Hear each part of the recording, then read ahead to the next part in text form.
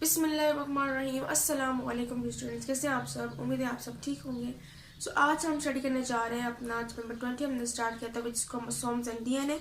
उसका टॉपिक है जी आज ट्रांसक्रिप्शन। पिछले लेक्चर में हमने ये पढ़ा है किस तरह से हम सेल्स को यूज़ करते हैं आरएनए बनाने के लिए, और उसके अंदर हमारे पास ट्रांसक्रिप्शन और ट्रांसलेशन का प्रोसेस जो है वो इंक्लूड था। अब ट्रांसक्रिप्शन के प्रोसेस को हम डिटेल में स्टडी करेंगे कि कौन कौन से स्टेप्स जो इनके अंदर अकर होते हैं और ट्रांसक्रिप्शन है क्या। हमने पढ़ा था कि ट्रांसक्रिप्शन जो है वो हमारे पास सिंथेसाइज होता है उसके अंदर RNA, okay, from the double stranded DNA, okay. यानी कि हम कह सकते हैं कि इसको हम यूज डिफाइन कर सकते हैं कि हमारे पास फ्रॉम डबल स्ट्रैंडेड डीएनए से क्या सिंथेसाइज हो रहा है, सिंगल स्ट्रैंडेड, जिसके अंदर सिर्फ एक ही स्ट्रैंड है, मैसेंजर आरएनए, ओके।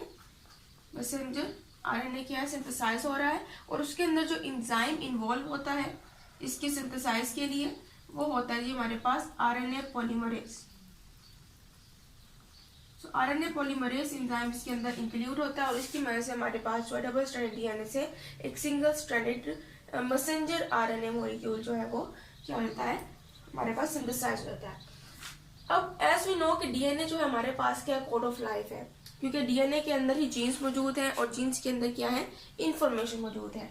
अब कोड ऑफ लाइफ तो डीएनए जिसके अंदर सारी इंफॉर्मेशन मौजूद है, लेकिन डिकोड करने का काम जो है इसका होता है जी मैसेंजर आरएनए का, ओके। यानी मैसेंजर आरएनए क्या करता है, डिकोड करता है डीएनए को, ओके। किस तरह से, अब हमारे पास जो ट्रांसक्रिप्शन है उसके अंदर हमारे पास 3 प्रोसेसेस जो है वो इंक्लूड है। First of all is initiation, जहाँ पर हमारे पास प्रोसेस स्टार्ट होता है। Second one is elongation and third is termination. आज हम फर्स्ट स्टेप को स्टडी करेंगे, ओके, कि इनिशिएशन में हमारे पास क्या चीज जो है वो हो रही है, ओके। तो ये मैंने एक डायग्राम बनाई जिसके अंदर मैंने सारा सिस्टम शो किया है कि फर्स्ट स्टेप के अंदर इनिशिएशन का प्रोसेस हो रहा है और हमारे पास ट्रांसक्रिप्शन इसमें स्टार्ट होती है। अब इमेजिन करें कि हमारे पास फॉर एग्जांपल डीएनए मौजूद है। अब डीएनए के अंदर जीन है दैट कंटेन्स इंफॉर्मेशन, इनके अंदर क्या है, एक बड़ी तादाद में इंफॉर्मेशन मौजूद है, ओके। अब आप देख लें कि फॉर एग्जांपल ये जो है वो जीन का 5 प्राइम वाली जगह है, ओके। ये स्ट्रैंड जो है 5 प्राइम है, जबकि ये वाला स्ट्रैंड जो है वो 3 प्राइम है, ओके। अभी जो 5 प्राइम है ये हमारे पास जो है वो अपस्ट्रीम है। अपस्ट्रीम है ये हमारे पास 5 प्राइम है जो कि ऊपर की तरफ है, और जीन की इस साइड पर जो हमारे पास जो 5 प्राइम जा रहा है ये हमारी जगह जो है वो कहलाती है अपस्ट्रीम, जबकि ये वाली जो हमारे पास जो 3 प्राइम वाली जगह है वो कहलाती है डाउनस्ट्रीम। हमने बात की थी कि हमारे पास at the upstream of the gene, gene की जो अपस्ट्रीम वाली जगह है उसको हम प्रोमोटर भी कहते हैं, ओके। सो बेसिकली ये वाली जगह जो है हमारे पास क्या है, प्रोमोटर है, और यहीं पर आकर जो है हमारे पास जो एंजाइम है वो क्या होगा, अटैच होगा, which is called RNA polymerase enzyme. आप देखें कि ये माइनस में है, यानी कि आप यहाँ पर देखें कि जीन्स है, फिर आप क्या कर रहे हैं, 10 न्यूक्लियोटाइड्स पीछे जाए, ये वाली पोजीशन, और फिर आप जो है 35 न्यूक्लियोटाइड्स पीछे जाएं, फिर ये वाली पोजीशन। अब ये वाली जो पोजीशन है आपके पास जो निकल आई है -10 और -35 के दरमियान, ये एक स्पेसिफिक लोकेशन है जहां पर आकर ये आरएनए पॉलीमरेज एंजाइम जो है वो क्या होगा, अटैच होगा, और जब ये अटैच होगा फिर हमारे पास जो है वो मैसेंजर आरएनए जो है उसको सिंथेसाइज करने का जो प्रोसेस है वो भी स्टार्ट हो जाएगा। अच्छा, अब ये जो मैंने अमाउंट लिखी है -35, -10 और -35, ये हमारे पास जो है वो पाई जाती है इन द प्रोकार्योट्स, यानी कि बेसिकली हमारे पास प्रोकार्योट्स के अंदर जो सिंपल ऑर्गेनिजम्स हैं उनके अंदर सिंपली यहाँ पर आरएनए पॉलीमरेज इस स्पेसिफिक लोकेशन में आके अटैच होता है। जबकि हमारे पास जो -25 से -75 जो मैंने शो किया है ये हमारे पास जो है ये कम्प्लेक्स ऑर्गेनिज्म में होता है, जिनको हम यूकार्योट्स भी कहते हैं, ओके।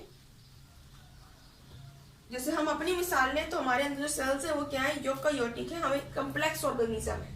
तो ये पोजीशन जो है यूकार्योट्स में होती है, और इनके दरमियान जो है वो फिर क्या होता है, आरएनए पॉलीमरेज आकर अटैच होता है। इस पोजीशन को हम कहते हैं टाटा एट, जबकि ये वाली पोजीशन हमारे पास कहलाती है टिकाका।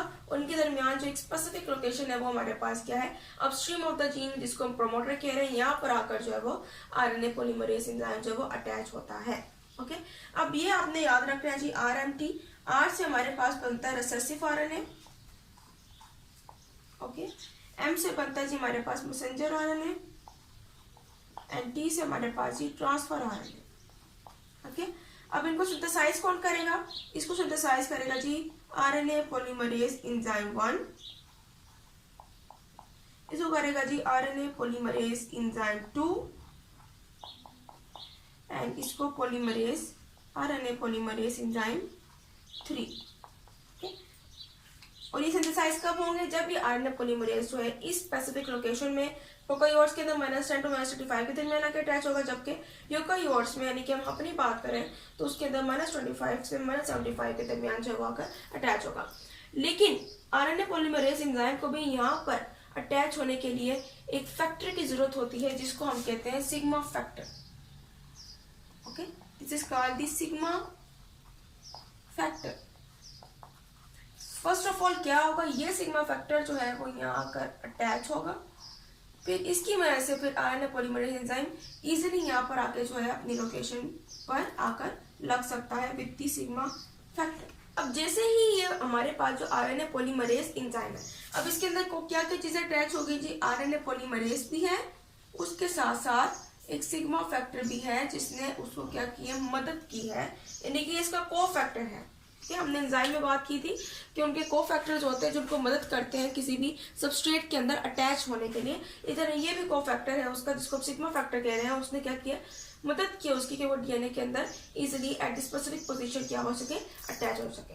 अब जैसे सिग्मा फैक्टर इसकी हेल्प करेगा, अटैच हो जाएगा, फिर सिग्मा फैक्टर जो यहाँ से क्या हो जाएगा, एलिमिनेट हो जाएगा। ओके, फिर सिग्मा फैक्टर जो है वो डी अटैच हो जाएगा। अगर मैं यहाँ पर आपको अलग से शो करूँ, फॉर एग्जाम्पल ये मेरे पास की पोजीशन -25 से -75 है फॉर एग्जाम्पल, और यहाँ पर आके जी अटैच हुआ था आरएनए पॉलीमरेज एंजाइम। अभी जो सिग्मा फैक्टर था ये यहाँ से क्या हो जाएगा, एलिमिनेट हो जाएगा।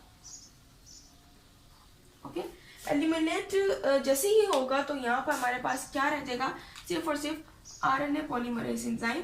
अब ये आरएनए पॉलीमरेज एंजाइम नहीं कहलाएगा, बल्कि इसको हम कहेंगे दी कोर एंजाइम। ठीक है, अभी हमारे पास कहलाएगा जी आरएनए पॉलीमरेज कोर एंजाइम। अब कोर एंजाइम आपने याद रखना है कि हमारे पास कोर एंजाइम क्या होता है। आपके पास क्वेश्चन आ सकता है कि आप होलो एंजाइम के दरमियान और जो कोर एंजाइम है उसके दरमियान जो है वो फर्क बयान करें, डिफ्रेंशिएट करें।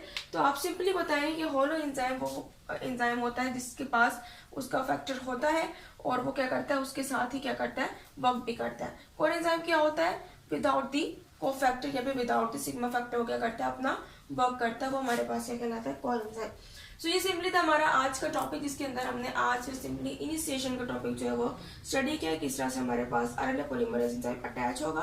फिर हमारे पास रिसेसिव मैसेंजर ट्रांसफर आरएनए जो है with the help of 1, 2 and 3 polymerase enzyme जो है वो बनेगा। कब बनेगा, जब सिग्मा फैक्टर इसके साथ होगा, जब इसके साथ लग जाएगा। ठीक है, क्योंकि जब तक इधर आएगा नहीं, जब तक ये बनेंगे नहीं, और जैसे ही इधर लग जाएंगे ये सिंथेसाइज होंगे। ये जो फैक्टर है हमारे पास ये यहाँ से निकल जाता है, फिर ये सिंथेसाइज होते हैं। ओके, और इस केस में हमारे पास जो एंजाइम है वो कोर एंजाइम कहलाता है। इस केस में हमारे पास एंजाइम क्या है, होलो एंजाइम। ओके, सो ये नेक्स्ट लेक्चर में मिलेंगे और मजीद जो हमारे पास टॉपिक्स हैं उनको हम स्टडी करेंगे।